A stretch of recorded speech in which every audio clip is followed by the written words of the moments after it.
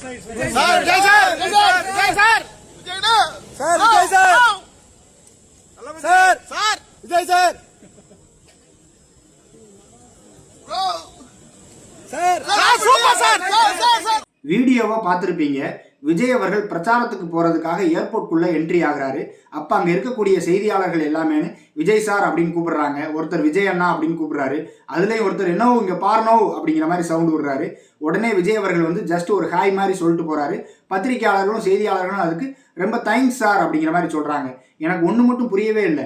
இதே செய்தியாளர்கள் தான் டிவிகே கட்சியை சார்ந்த மற்ற நிர்வாகிகள்கிட்ட பேட்டி எடுக்கும்போது ஏன் விஜய் சார் வந்து பேட்டி கொடுக்கவே மாட்டேங்கிறாரு, பத்திரிகையாளர்களை சந்திக்கவே மாட்டேங்கிறாரு, பயப்படுறாரா அப்படிங்கிற மாதிரி கொஸ்டின் வந்து கேட்குறாங்க. இப்போ அவங்களே டிஆர்பி ரேட்டிங்காண்டி ஜஸ்ட் ஹாய் சொன்ன வீடியோவை நியூஸ்ல போட்டு ட்ரெண்ட் பண்றாங்க. ஒரு அரசியல்வாதி அவருடைய கருத்துக்களையும் மற்றும் அரசியல் தொடர்பான அத்தனை நிலைப்பாடுகளையும் மக்கள்கிட்ட கொண்டு போய் சேர்க்கறதுக்கு ஒரு பிளாட்ஃபார்மா இருக்கிறவங்க தான் நியூஸ் சேனல்ஸ். ஆனா விஜய் அவர்கள் இந்த டோட்டல் சிஸ்டத்தையே உடச்சி எரிஞ்சிருக்கிறாரு.